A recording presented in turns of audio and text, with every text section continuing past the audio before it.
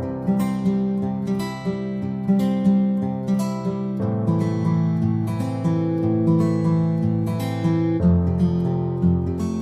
Students, आज का हमारा टॉपिक ऑफ डिस्कशन है द एनाटॉमी ऑफ स्टमक। जैसा कि आप सामने देख रहे हैं कि मैंने एक लाइव स्टमक का स्पेसिमेन रखा हुआ है। सो आज हम थियोरेटिकल पोर्शन ज़्यादा ना डिस्कस करके प्रैक्टिकल पोर्शन पे फोकस करेंगे। ओके, सो जो स्टमक है, पहले समझ लेते हैं स्टमक होता क्या है। Stomach is a muscular sac और बैग, आप सामने देख सकते हैं। ठीक है, इट्स अ मस्कुलर सैक और बैग। अभी सैक या बैग में क्या करते हैं हम लोग, उसमें हम कुछ ना कुछ सामान डालते हैं। तो इस कंडीशन में हम क्या करेंगे कि स्टमक के अंदर फूड को डाल सकते हैं। ठीक है, सो इसी वजह से इसको हम लोग रिजर्वॉयर ऑफ फूड भी कहते हैं, क्योंकि इसके अंदर फूड स्टोर रहता है। ओके, जैसे स्टार्टिंग में हमने डिस्क्राइब किया था कि स्टमक जो है वो एक बैग है या सैक है जो कि मसल का बना हुआ है। ओके, और इस बैग या सैक के अंदर हम लोग फूड को स्टोर कर सकते हैं। That's why it is called as the reservoir of food. अब स्टमक जो है वो जीआईटी का एक पार्ट है। अगर आप यहां पे देख रहे हैं तो ये जो पोर्शन है ये कनेक्टेड रहेगा ईसोफेगस से। ठीक है, क्योंकि ये ऊपर का पोर्शन है स्टमक का। ओके, और ये जो नीचे का पोर्शन है ये कनेक्टेड रहता है हमारे इंटेस्टाइन से, स्पेसिफिकली डिओडिनम से। ओके, तो अगर आप यहां पे देखें तो इसके ऊपर ईसोफेगस है। ठीक है, इमेजिन कर लीजिए इसके ऊपर ईसोफेगस रहेगा, इसके नीचे रहेगा डिओडिनम या फिर स्मॉल इंटेस्टाइन। तो ये कंप्लीट जो पोर्शन है ये एक ट्रैक्ट फॉर्म करता है। ठीक है, ट्रैक्ट या कैनाल बोल लीजिए। ठीक है, फाइन, या एक ट्यूब बोल लीजिए। अब इस ट्यूब की या ट्रैक्ट की जो ये स्टमक वाला पोर्शन जो है वो सबसे डिस्टेंडेड पोर्शन है। कैसे? अगर हम इसके ऊपर इमेजिन करें हमारा ईसोफेगस है, तो ईसोफेगस एक्चुअली में क्या है, ये एक कोलैप्स्ड मस्कुलर ट्यूब है। ठीक है, ईसोफेगस क्या है, एक कोलैप्स मस्कुलर ट्यूब है। ठीक है, वैसे ही अगर हम नीचे का पोर्शन इमेजिन करें यहां पे, तो डिओडिनम या फिर स्मॉल इंटेस्टाइन का जो पोर्शन है वो बहुत सारा कॉइल्ड ट्यूब है। तो ईसोफेगस और डिओडिनम दोनों जो है ट्यूब्स हैं। ठीक है, या ट्रैक्ट हैं।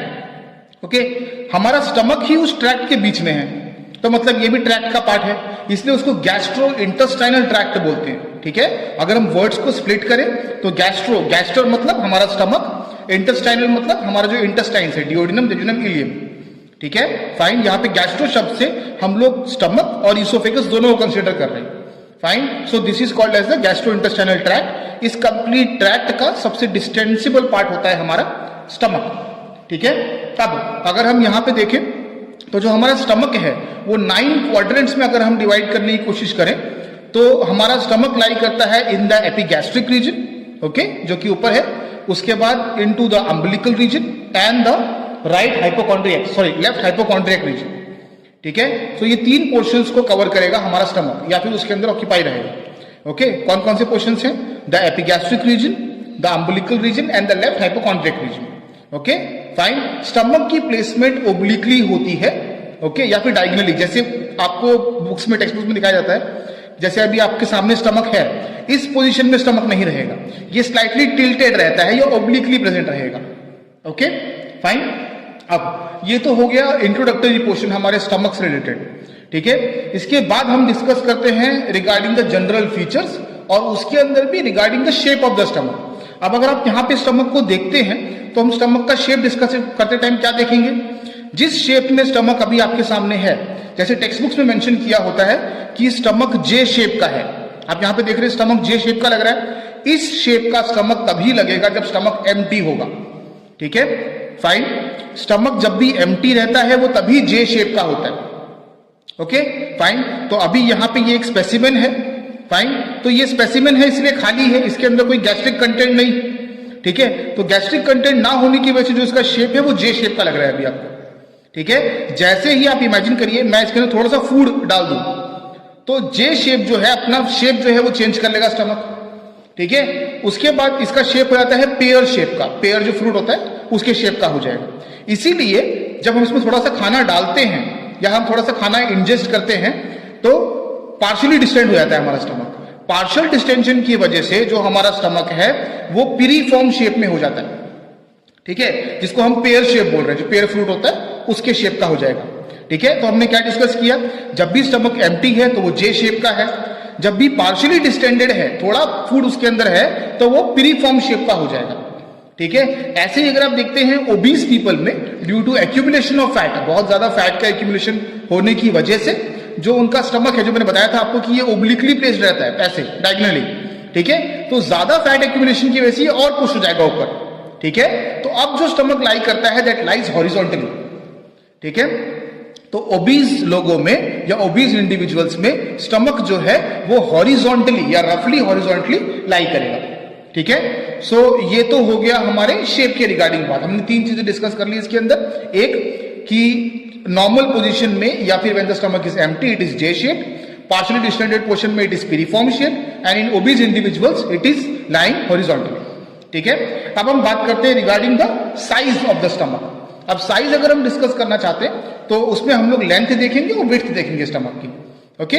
So length of the stomach is रफली अबाउट 25 सेंटीमीटर, 25 सेंटीमीटर की इसकी लंबाई होती है। और अगर आप इसकी विड्थ देखें तो लगभग 12 to 15 सेंटीमीटर की इसकी विड्थ रहेगी, ठीक है। After discussing the size of the stomach let's just discuss regarding the mean capacity of the stomach. So mean capacity मतलब क्या है कि स्टमक कितने क्वांटिटी में फूड को या गैस्ट्रिक कंटेंट को होल्ड कर सकता है, ठीक है। तो अगर हम स्टार्टिंग से देखें तो नियोनेट्स, जब बच्चा पैदा होता है, जब बर्थ होती है उसकी, ठीक है, तो नियोनेट्स के अंदर जो गैस्ट्रिक मीन कैपेसिटी है वो रहेगी हमारी लगभग 30 ml के आसपास, ठीक है। 30 ml की गैस्ट्रिक मीन कैपेसिटी रहती है in the cases of neonates, ठीक है। जैसे ही बच्चा आगे बड़ा होगा, ठीक है, it reaches to the puberty, तो वो जो मीन कैपेसिटी है due to the increase in the size of the stomach, ये मीन कैपेसिटी भी बढ़ जाएगी, ठीक है।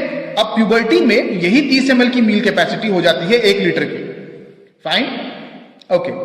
ऐसे ही जब प्यूबर्टी से आप अडल्टहुड की तरफ बढ़ते हैं तो ये 1 लीटर की मीन कैपेसिटी बढ़ के हो जाती है 1.5 से 2 लीटर की, या फिर 1.5 to 2 लीटर्स, ठीक है। तो अगर आप इसकी मीन कैपेसिटी देखें तो in neonates it is 30 ml, okay, in puberty it increases to 1 litre, okay, and in adulthood it increases even further and it becomes 1.5 to 2 litre इसकी मीन कैपेसिटी हो जाएगी, ठीक है। After discussing the size of the stomach, अब हम आगे discuss करते हैं regarding the general features of the stomach, जो कि आपको इस स्पेसिमेन में बाहर से दिख रहे हैं, ठीक है। इसके लिए आपको याद रखना है नंबर 2, ठीक है। अब आप उसको नंबर 2 याद रखने से आपको बेनिफिट क्या होगा कि स्टमक से रिलेटेड जितने भी फीचर्स हैं, मैक्सिमम फीचर्स नंबर 2 से रिलेट करते हैं। मतलब जैसे स्टमक के पास 2 ऑरिफाइसेस है, इट हैज 2 ऑरिफाइसेस, एक ऊपर है। ऑरिफाइस मतलब क्या होता है? एक ओपनिंग है, ठीक है। बॉडी के अंदर कहीं पे भी किसी कैविटी के अंदर कोई ओपनिंग है तो उसको हम लोग ऑरिफाइस नाम से डिनोट कर देते हैं, ठीक है। ओपनिंग ना बोलकर उसको ऑरिफाइस बोल देंगे बस हम लोग, यही है। एक यहां पे देखिए, यहां पे एक ओपनिंग है, ठीक है। ये ओपनिंग किसके अंदर ओपन हो रही है? ऊपर क्या था इसके? ईसोफेगस, ठीक है। सो ये जो ऊपर की ओपनिंग है इसको हम लोग ईसोफेगस से कनेक्ट करेंगे। यहां पे नीचे एक और ओपनिंग है जिसको हम लोग हमारे इंटेस्टाइन से कनेक्ट करेंगे या फिर ड्यूडिनम से कनेक्ट करेंगे। तो ये जो ऊपर की ओपनिंग है इसको हम लोग कार्डियक ऑरिफाइस बोलते हैं, ठीक है। फाइन, क्यों बोलते हैं मैं आगे बताऊंगा आपको, फाइन। इसके बाद जो नीचे की जो ओपनिंग है इसको हम लोग बोलते हैं पाइलोरिक ऑरिफाइस। तो हमारे पास 2 ऑरिफाइस हो गई। याद रखिए मैंने आपको बताया है कि आपको नंबर 2 से रिलेट करना है, ठीक है, फाइन। सो 2 ऑरिफाइसेस हो गई हमारे पास। इसके अलावा हमारे पास 2 कर्वेचर्स या फिर 2 बॉर्डर है। अगर आप यहां पे देखें तो एक कर्वेचर तो ये हो गया, ये कर्व हो गया, देखिए, ठीक है, ये कर्व हो गया। इसके बाद एक कर्व ये है, फाइन। तो यहां पे भी हमारे पास 2 कर्वेचर्स हैं, ठीक है। तो नंबर 2 से रिलेट हो रहा है, फाइन।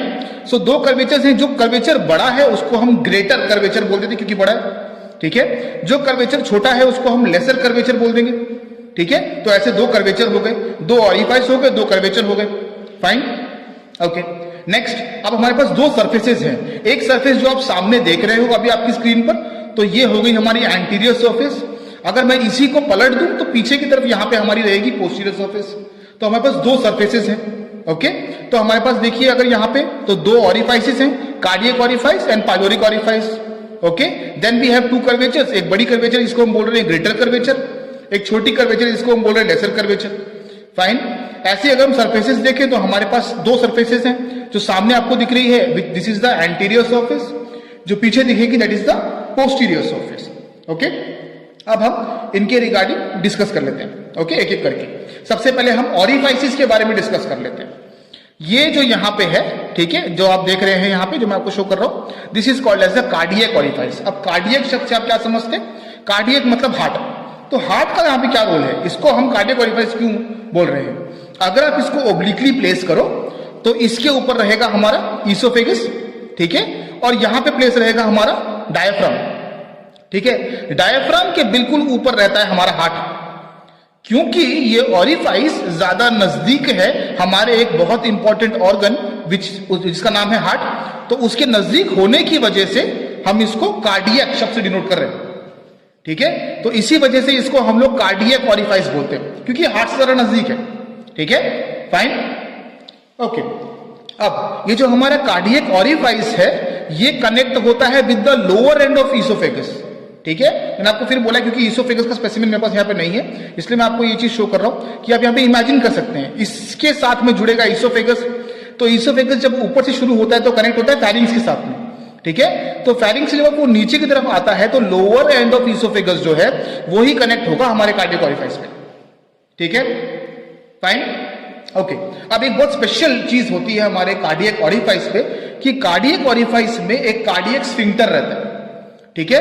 कार्डियक ओरिफाइस के अंदर एक कार्डियक स्फिंक्टर रहेगा, मैं आपको दिखाऊंगा अभी, ठीक है। मैं स्टमक को कट करके ओपन करके आपको दिखाऊंगा कार्डियक स्फिंक्टर, ओके। अब इसी वक्त इतना याद रखिए कि जो हमारा कार्डियक ओरिफाइस वाला पोर्शन है या ओपनिंग है, उस ओपनिंग को गार्ड करता है एक स्फिंक्टर, ठीक है, फाइन, जो कि बंद हो जाएगा, खुल जाएगा, ठीक है। अब जब ये बंद रहेगा तो ये क्या करता है, इसका रोल क्या है, ये प्रिवेंट करता है गैस्ट्रिक कंटेंट को ईसोफेगस के अंदर आने से, ठीक है, फाइन। जैसे ही ये स्फिंक्टर बंद होगा तो हमारा जो गैस्ट्रिक कंटेंट है वो ईसोफेगस से वापस रिफ्लक्स बैक नहीं करेगा, ठीक है, फाइन, मतलब वापस नहीं जाएगा, ठीक है। सो अगर ये ऐसा नहीं करता, अगर हमारा स्फिंक्टर ओपन रहता है तो एक मेडिकल कंडीशन पैदा होती है, इसको हम बोलते हैं GERD, ठीक है। GERD मतलब गैस्ट्रो ईसोफेजियल रिफ्लक्स डिसीज, ठीक है। गैस्ट्रो ईसोफेजियल मतलब गैस्टर मतलब स्टमक, ईसोफेजियल मतलब ईसोफेगस, रिफ्लक्स डिसीज मतलब गैस्टर में से या स्टमक में से ईसोफेगस में कोई भी गैस्ट्रिक कंटेंट रिफ्लक्स बैक कर रहा है। ऐसा होता क्यों है? क्योंकि हमारा जो कार्डियक स्फिंक्टर है वो वर्क नहीं कर रहा प्रॉपरली, ठीक है। वो ओपन का ओपन ही है, उसको क्लोज हो जाना चाहिए after the food has entered inside the stomach. ऐसा नहीं होता जिस कंडीशन के अंदर, उस कंडीशन में गैस्ट्रोइसोफेजियल रिफ्लक्स डिसीज होती है, ठीक है। तो ये क्लिनिकल एस्पेक्ट हो गया regarding the cardiac orifice, okay. अब नेक्स्ट हमने एक ओरिफाइस डिस्कस कर ली, नेक्स्ट आते हैं हमारे पाइलोरिक ओरिफाइस पे, ओके। जैसे हमारे कार्डियक ओरिफाइस में लोअर एंड ऑफ ईसोफेगस आके कनेक्ट हो रहा था, ऐसे ही हमारे पाइलोरिक ओरिफाइस में कनेक्ट होगा the first part of duodenum. आपने डिओडिनम अगर पढ़ा होगा तो आपको पता होगा डिओडिनम के 4 हिस्से होते हैं, 4 पार्ट होते हैं। डिओडिनम का पार्ट फर्स्ट है, सेकंड है, थर्ड है और फोर्थ है। तो जो पहला पार्ट है जहां से डिओडिनम स्टार्ट होता है वो कनेक्ट होता है पाइलोरस से, ठीक है, fine. This pylorus is also guarded by a sphincter called as the pyloric sphincter, ठीक है। अब पाइलोरस शब्द से आप क्या समझते? पाइलोरस शब्द जो है वो एक ग्रीक टर्म है जिसको हम एक्चुअली वो डिस्क्राइब ये करता है that means the gate keeper.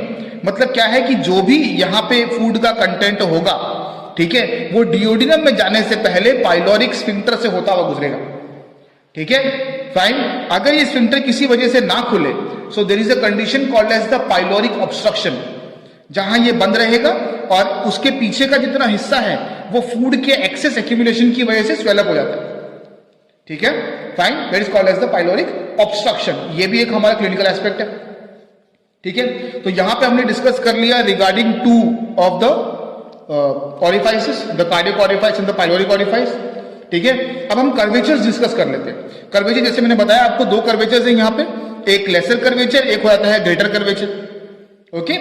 इसी को हम लोग बॉर्डर ऑफ द स्टमक भी बोल सकते हैं, ठीक है। जो लेसर कर्वेचर है, अगर आप इसको पोजिशनिंग प्रॉपर करके देखिए तो जो लेसर कर्वेचर है वो राइट साइडेड बॉर्डर बनाता है हमारे स्टमक का, ठीक है। और जो ग्रेटर कर्वेचर है that forms the left sided border, ठीक है। अब क्योंकि ये कर्व के फॉर्म में है तो हम इसको बॉर्डर शब्द से डिनोट नहीं कर रहे हैं यहाँ पे, ठीक है, हम कर्वेचर्स कह रहे हैं, ओके। तो हम एक एक करके दोनों कर्वेचर डिस्कस कर लेते हैं। सबसे पहले हमारा laser curvature, okay. Lesser curvature जो है अगर आप यहां पे देख सकते हैं it is concave in shape, ठीक है। लेसर कर्वेचर कॉनकेव होता है शेप में, ओके। और कॉनकेव होने की वजह से जो इसका अभी शेप है वो हमारे लेसर कर्वेचर को छोटा बनाता है, ठीक है। इसलिए इसका जो लेंथ है वो छोटा हो जाता है, ठीक है। So the lesser curvature is concave in shape it forms the right border of the stomach, ठीक है। और अगर आप इसी लेसर कर्वेचर के सबसे लोअर मोस्ट पोर्शन में पहुंचते हैं, ये है हमारा लेसर कर्वेचर, हम अपर मोस्ट पोर्शन से नीचे आ रहे हैं, ठीक है, वी आर गोइंग डाउन। और जैसे आप इसके लोअर मोस्ट पोर्शन पे पहुंचेंगे, ठीक है, जो आपको यहाँ पे एक ब्लैक कलर का बैंड दिख रहा है, ठीक है, ये मैंने क्यों लगा के रखे मैं बताऊंगा आपको आगे। ये जो आपको ब्लैक कलर का बैंड दिख रहा है, ठीक है, यहां से एक अलग सेक्शन शुरू हो जाता है स्टमक का, ठीक है। अगर हम यहाँ पे ध्यान से देखें, this is the lesser curvature, और इसके बाद एक अलग सेक्शन शुरू हो रहा है, ठीक है, फाइन। सो जहां पे हमारा लेसर कर्वेचर का लोअर मोस्ट पोर्शन टर्न होकर एक अलग सेक्शन शुरू करता है, वहां पे एक नॉच फॉर्म होता है, this portion is called as a notch, okay. इस नॉच को हम लोग बोलते हैं एंगुलर नॉच, ठीक है, या फिर लैटिन में हम इसको बोलते हैं इंसिसुरा एंगुलरिस, ठीक है, इंसिसुरा एंगुलरिस। ये कुछ नहीं है, बस इतना पोर्शन है कि अगर आप एक लाइव स्पेसिमेन देखें या लाइव स्टमक देखें तो आपको पता किस चलेगा कि बॉडी कहां तक है स्टमक की और पाइलोरस कहां से शुरू होता है, ठीक है। तो जहां पे भी आपको इंसिसुरा एंगुलरिस मिल जाएगा, ठीक है, उसी से आप एक ओब्लिक लाइन ड्रॉ कर लीजिए टुवर्ड्स द ग्रेटर कर्वेचर। तो जहां पे आप लैंड करते हैं ये दो हिस्सों में बढ़ जाएगा, इसके ऊपर का हिस्सा हो जाता है बॉडी ऑफ द स्टमक और नीचे का हो जाएगा पाइलोरस, ठीक है, फाइन। तो ये भी हमारा क्लिनिकल एस्पेक्ट हो गया, फाइन। तो ये हो जाता है हमारा लेसर कर्वेचर। अब ग्रेटर कर्वेचर की बात करते हैं। ग्रेटर कर्वेचर अपोजिट है लेसर कर्वेचर से, ठीक है। यहां पे हमारा लेसर कर्वेचर कॉनकेव था, वैसे ही हमारा ग्रेटर कर्वेचर यहां पे कॉन्वेक्स हो जाता है, ठीक है। अब अगर आप यहां पे नोटिस करेंगे तो जो हमारा ग्रेटर कर्वेचर उसकी लेंथ काफी बड़ी है as compare to the lesser curvature, okay, fine. तो अगर हम टेक्सचुअली देखें तो हमारा जो ग्रेटर कर्वेचर है वो यहां से शुरू हो रहा है, ठीक है, वो यहां से शुरू हो रहा है। अब यहां से शुरू होने की वजह से ये 5 टाइम्स ज्यादा बड़ा होता है लेंथ में as compare to the lesser curvature, ठीक है, ये 5 टाइम्स ज्यादा बड़ा है as compare to the lesser curvature, fine. जैसे हम यहां पे लेसर कर्वेचर को right sided border of the stomach कह रहे थे, ऐसे ही ग्रेटर कर्वेचर को हम लोग left sided border of the stomach कहेंगे। अब यहां पे एक बहुत स्पेशल चीज होती है, जो लेसर कर्वेचर है उसमें पेरिटोनियल फोल्ड्स अटैच होते हैं, ठीक है, जिनको हम लोग बोलते हैं ओमेंटम, ठीक है। ओमेंटम के रिगार्डिंग आगे हम किसी वीडियो में डिटेल में डिस्कस कर लेंगे, ठीक है, फाइन। सो बस आप इतना याद रखिए कि जो लेसर कर्वेचर है वहां पे अटैच होता है हमारा लेसर ओमेंटम, और जो ग्रेटर कर्वेचर है वहां पे अटैच होता है हमारा ग्रेटर ओमेंटम, ठीक है। तो यहां पे हमने डिस्कस कर लिया regarding the 2 orifices, the cardiac and the pyloric orifice, ठीक है। Then we have discussed regarding the lesser curvature and the greater curvature, ठीक है, फाइन। अब हम डिस्कस करते हैं रिगार्डिंग सरफेसेस। उसमें कुछ ज्यादा देखने के लिए नहीं है। जो एंटीरियर सरफेस है वो सामने की तरफ पॉइंटेड रहती है और थोड़ी सी अपवर्ड्स पॉइंटेड है। जैसा कि मैंने आपको बताया था, ये इस पोजीशन में प्लेस नहीं रहता, ये ओब्लिकली प्लेस रहता है। तो ओब्लिकली प्लेस होने की वजह से एंटीरियर सरफेस सामने या फॉरवर्ड की तरफ तो प्लेस करेगी, साथ में थोड़ा ऊपर की तरफ भी प्लेस करती है, ठीक है, fine. So the anterior surface will always be pointing forwards as well as upwards, ठीक है। बिल्कुल उसी का अपोजिट जो पोस्टीरियर सरफेस है that will be pointing downwards and backwards, ठीक है, फाइन। जनरल फीचर्स डिस्कस करने के बाद external features of the stomach जरा एक बार देख लेते हैं, ठीक है। अब external features of the stomach में पार्ट्स ऑफ द स्टमक आते हैं। अगर आप यहां पे देखो तो मैंने कुछ पिन्स लगा रखी, ठीक है। इन पिन्स, एक्चुअली मैंने पिन्स क्यों लगा के रखी है, ताकि आपको पार्ट्स बेटर समझ में आए, ठीक है। और उस पिन्स के साथ में मैंने यहाँ पे ब्लैक कलर के टेप लगा रखे, ठीक है, ताकि पार्ट्स डिस्टिंग्विश हो सके, एक दूसरे से कितने अलग है वो दिख सके, ठीक है। तो एक एक करके हम लोग जरा पार्ट्स डिस्कस कर लेते हैं।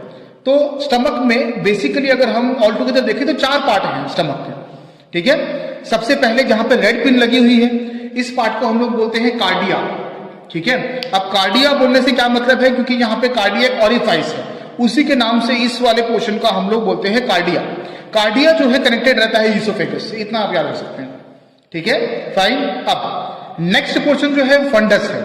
अगर हम कार्डिया से लेफ्ट साइड की तरफ मूव करें तो यहां पे एक डोम शेप का पोर्शन रहता है, अगर आप यहां पे देख सकें, ठीक है। अगर हम कार्डिया से लेफ्ट साइड की तरफ मूव करेंगे तो यहां पे एक डोम शेप का पोर्शन है जिसको हम फंडस बोलते हैं, ठीक है, फाइन। तो ये वाला पोर्शन जो है, जो व्हाइट पिन से डिनोटेड है, इसको हम बोलेंगे फंडस। फंडस से बिल्कुल नीचे यहां पे एक बहुत बड़ा पोर्शन है, this is the largest portion of the stomach, ठीक है, जो कि यहां पे ब्लू पिन डिनोट कर रही है, ठीक है, फाइन। तो ये जो largest portion of the stomach है इसको हम बॉडी ऑफ द स्टमक बोलते हैं, जो लाई करता है बिल्कुल नीचे फंडस के। ठीक है, अब बॉडी जो है वो आगे कंटिन्यू होके फॉर्म करती है हमारा पाइलोरस, जो कि यहां पे ग्रीन पिन से डिनोटेड है।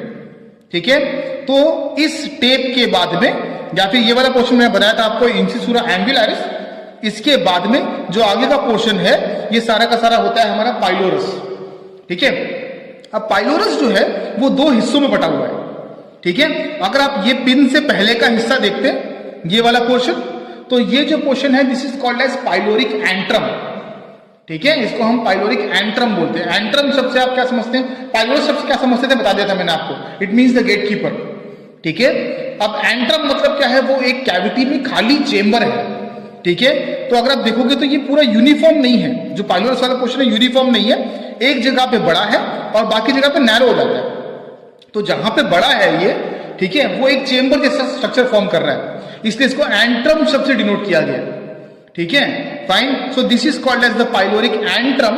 ठीक है, और इस पिन के बाद का जो पोर्शन है वो एक कैनाल फॉर्म कर रहा है, जिसको हम लोग बोलते हैं पाइलोरिक कैनाल। ठीक है, तो पाइलोरस के दो हिस्से हैं, एक पाइलोरिक एंट्रम और एक पाइलोरिक कैनाल। इस पाइलोरिक कैनाल के बिल्कुल एक्सट्रीम एंड पे ये वाला पोर्शन, यहां पे भी एक ब्लैक कलर का टेप लगा हुआ है, देख सकते हैं आप ये चीज। ओके, सो ये जो है ये फॉर्म करता है हमारा पाइलोरिक ऑरिफाइस। ठीक है, पाइलोरिक ऑरिफाइस के बिल्कुल आगे का जो पोर्शन इसके आगे आप देख पा रहे हैं, ये पोर्शन होता है the first part of duodenum. ठीक है, तो हमने क्या क्या डिस्कस किया, हमने 4 पार्ट्स डिस्कस किए स्टमक के। सबसे पहले जो रेड पिन से डिनोटेड था वो है कार्डिया, उसके बिल्कुल लेफ्ट में एक डोम शेप का पोर्शन है which is called as the fundus. Fundus से बिल्कुल नीचे यहां पे एक बहुत बड़ा पोर्शन है जो कि ब्लू पिन से डिनोटेड है, इसको हम कहते हैं the body of the stomach. इस बॉडी ऑफ द स्टमक को अगर हम आगे लेके जाएं तो आगे कंटिन्यूएशन में ये फॉर्म करता है the pylorus of the stomach. ठीक है, जो कि ग्रीन पिन से डिनोटेड है। इस ग्रीन पिन के लेफ्ट साइड में अगर आप देखेंगे तो जो पोर्शन बड़ा पोर्शन है पाइलोरस का उसको हम बोलेंगे पाइलोरिक एंट्रम, और इसी पिन के राइट साइड में अगर आप देखते हो तो एक कैनाल लाइक नैरो पोर्शन है जिसको हम बोलते हैं पाइलोरिक कैनाल। ये जो ब्लैक कलर का बैंड है ये इसका एक्सट्रीम एंड दिखा रहा है।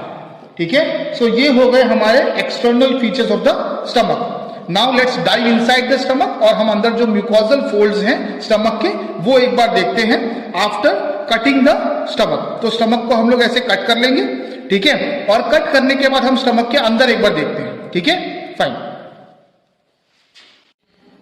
After seeing the external features of the stomach, अब जरा हम स्टमक के अंदर के फीचर्स एक बार देख लें। तो यहां पे हमने एक सीजर का यूज करके जो स्टमक का ग्रेटर कर्वेचर है वो पोर्शन से स्टमक को कट किया है और उसको रिफ्लेक्ट कर लिया है। ठीक है, फाइन। तो अब स्टमक के आप अंदर का पोर्शन देख पा रहे हैं। ठीक है, फाइन। अब स्टमक के अंदर के पोर्शन को एक्सप्लेन करने से पहले आपको इतनी चीज पता होनी चाहिए कि मैंने आपको स्टार्टिंग में बताया था कि स्टमक जो है वो जीआईटी या गैस्ट्रो इंटेस्टाइनल ट्रैक्ट का एक पार्ट है। कंप्लीट गैस्ट्रो इंटेस्टाइनल ट्रैक्ट में जो कंप्लीट गैस्ट्रो इंटेस्टाइनल ट्रैक्ट है वो 4 लेयर से बना है। ठीक है, वो 4 लेयर कौन कौन सी हैं? सबसे अंदर जो आप यहाँ पे लेयर देख रहे हैं, जो आपको विजुअलाइजेशन कर सकते हैं, आप यहाँ पे देख रहे हैं। ठीक है, इसको हम लोग बोलते हैं द म्यूकोजा लेयर और म्यूकोजल लेयर। ठीक है, इसी म्यूकोजा लेयर के अंदर या नीचे जो लेयर होती है उसको हम सब म्यूकोजल लेयर बोलते हैं। ठीक है, उसी सब म्यूकोजल लेयर के नीचे एक और लेयर है which is called as the muscular layer, जिसमें 3 मसल्स रहती है। ठीक है, और सबसे बाहर की जो लेयर है वो होती है सिरोजल लेयर। ठीक है, फाइन। तो सिरोजल लेयर जो है वो सबसे एक्सटीरियर पोर्शन है। ठीक है, जो हमारा एंटीरियर पोस्टीरियर सरफेस आप देख रहे थे, ठीक है, वो सारा सिरोजल लेयर में है। ठीक है, फाइन। सिरोजल लेयर पे अटैच होता है पेरिटोनियम। ठीक है, फाइन। अब क्योंकि हमने एक्सटर्नल फीचर्स देख लिए हैं और अभी हम इंटरनल फीचर्स की बात कर रहे हैं, सो सबसे अंदर क्या प्रेजेंट है हमारा म्यूकोजल लेयर। ठीक है, तो हम म्यूकोजल लेयर के रिगार्डिंग बात करेंगे। अब जब स्टमक को हमने ओपन कर लिया है, यहाँ पे आप देख सकते हैं। ठीक है, तो यहाँ पे बहुत सारे फोल्ड्स देख रहे होंगे आप। ठीक है, आई होप आपको दिख रहा होगा, यहाँ पे बहुत सारे फोल्ड्स हैं यहाँ पे। Okay, fine. तो ये जो फोल्ड्स हैं ये सारे फोल्ड्स कहलाते हैं गैस्ट्रिक रुगेस। ये गैस्ट्रिक रुगे क्या है? ये बेसिकली म्यूकोजल फोल्ड है, क्योंकि म्यूकोजल सरफेस से प्रेजेंट है। ठीक है, फाइन। तो ये गैस्ट्रिक रुगेस कहलाते हैं। ठीक है, अब ये जो गैस्ट्रिक रुगेस या गैस्ट्रिक म्यूकोजल फोल्ड्स जो है वो ज्यादा प्रेजेंट रहते हैं in the body of the stomach. ठीक है, फाइन। अब ये जो बॉडी ऑफ द स्टमक है उसमें से भी जो ग्रेटर कर्वेचर का पोर्शन है उस तरफ जो जितने भी गैस्ट्रिक रुगेज हैं वो ज्यादातर इररेगुलर रहते हैं शेप में। अगर आप यहां पे देखें तो ना कोई खास शेप नहीं है, इररेगुलर है, ठीक है। वहीं पे अगर हम ग्रेटर कर्वेचर से अंदर की तरफ मूव करें, ठीक है, टुवर्ड्स द लेसर कर्वेचर, तो आप देखेंगे कि जो गैस्ट्रिक रुगेज हैं हमारे जो इररेगुलर थे शेप में, अब ये ग्रेजुअली अंदर मूव करते करते लॉन्गिट्यूडनल हो रहे हैं शेप में। आपको देख पा रहे हैं आप लोग, ठीक है। तो ये रहे हमारे गैस्ट्रिक रुगेज जो इररेगुलर है शेप में, ठीक है। ये किसके नजदीक है? ग्रेटर कर्वेचर के। यहां से आप जैसे जैसे आगे मूव कर रहे हैं टुवर्ड्स द लेसर कर्वेचर, आप देखोगे यहां पे जो गैस्ट्रिक रुगेज है वो लंबे हो रहे हैं, लॉन्गिट्यूडनल है, ठीक है, फाइन। अब हमने इसे कट करके रिफ्लेक्ट किया है तो आपको लॉन्गिट्यूडनल नजर आ रहे होंगे। अगर मैं इसे दोबारा क्लोज कर दूंगा तो एक्चुअली में ये जो लॉन्गिट्यूडनल रुगेज हैं जो लाई करते हैं हमारे लेसर कर्वेचर की तरफ, ये बंद होने के बाद एक छोटा सा कैनाल फॉर्म कर देते हैं, ठीक है, फाइन। तो ये जो लॉन्गिट्यूडनल रुगेज हैं near the lesser curvature of the stomach, ठीक है, they form a gastric canal. This canal is called as the gastric canal of Magenstrasse, ठीक है। इस कैनाल को जो कि हमारे longitudinal rugae of the stomach से बनते हैं जो कि लेसर कर्वेचर के पास है, इसको हम गैस्ट्रिक कैनाल ऑफ मैगिन्स ट्रेसी बोलते हैं, ठीक है। कॉम्पिटिटिव एग्जाम्स में क्वेश्चन आता है कई बार, तो आप नोट डाउन करके रख लीजिए, ठीक है, फाइन। अब इसका क्लिनिकल सिग्निफिकेंस क्या है गैस्ट्रिक कैनाल ऑफ मैगिन्स ट्रेसी? जब भी हम लोग कोई लिक्विड इंटेक करते हैं अपने शरीर में, ठीक है, तो सबसे आसान रूट स्टमक के अंदर उस लिक्विड को ट्रेवल करने का यही होता है, क्योंकि यहां पे जो रुगेज हैं या जो फोल्ड हैं वो लंबे हैं या लॉन्गिट्यूडनल है, तो लिक्विड यहां से आराम से ट्रेवल कर पाता है, जल्दी ट्रेवल कर पाता है, ठीक है। तो सबसे ज्यादा abuse in the cases of chronic alcoholism यही एरिया फेस करता है, ठीक है। तो पेप्टिक अल्सर्स की कैटेगरी में जो गैस्ट्रिक अल्सर्स होते हैं वो सबसे ज्यादा ड्यू टू क्रॉनिक अल्कोहलिज्म इसी लेसर कर्वेचर के गैस्ट्रिक कैनाल ऑफ मैगिन्स ट्रेसी में पाए जाते हैं, ठीक है। तो ये भी हमारा एक फीचर हो गया ऑफ द क्लिनिकल एस्पेक्ट, ठीक है, फाइन। अब अगर आप एक हैंड लेंस की मदद से यहां पे देखना चाहें तो आपको यहां पे छोटे छोटे गैस्ट्रिक पिट्स नजर आएंगे, ठीक है, जो हमारा म्यूकोजल सरफेस पे छोटे छोटे गैस्ट्रिक पिट्स नजर आएंगे।